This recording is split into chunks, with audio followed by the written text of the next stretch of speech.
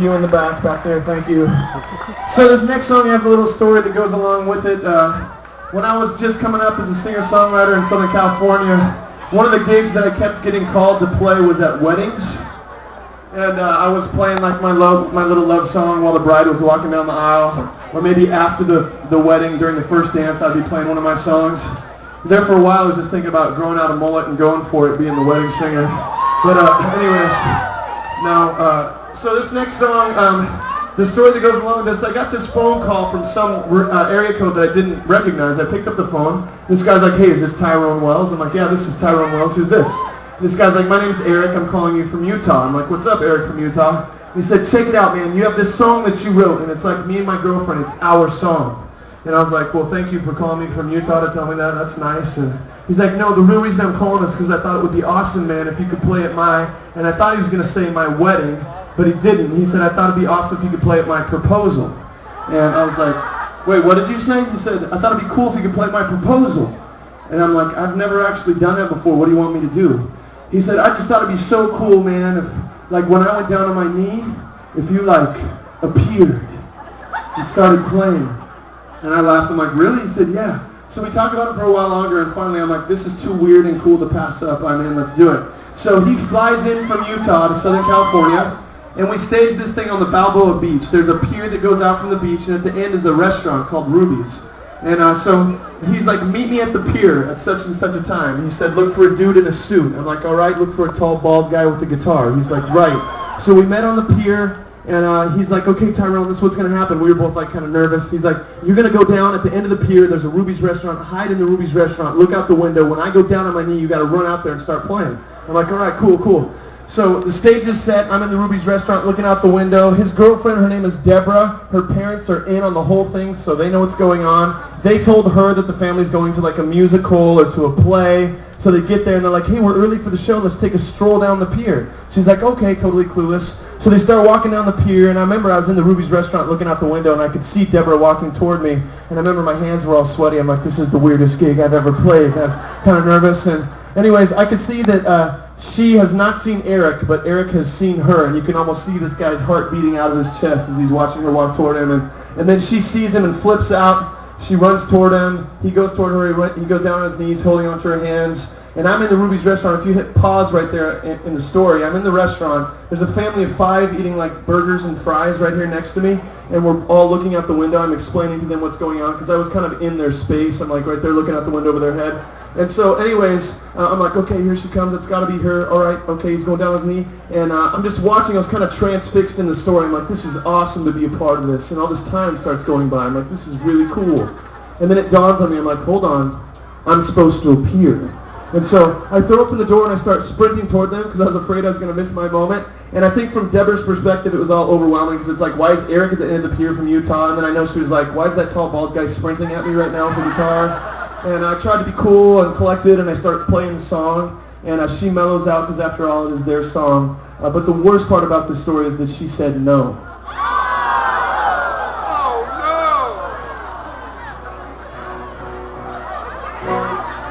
That's actually not true. She said yes. But it did cross my mind while I was watching this all go down and playing my song. I'm like, oh my gosh, she could say no, and that would be so awkward for everybody. And because I tell that story, no joke, I've played at 3 other proposals. One time I jumped out of the bushes and scared this poor girl half to death. This song is called Seabreeze. Here we go.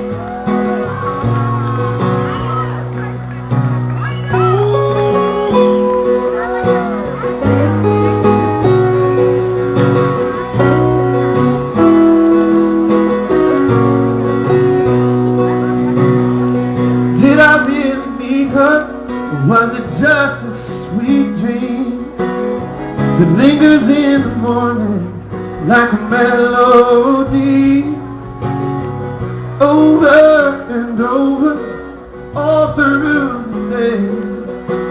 I can't stop thinking about how I'm feeling this way. She moves like sea breeze swirling around me.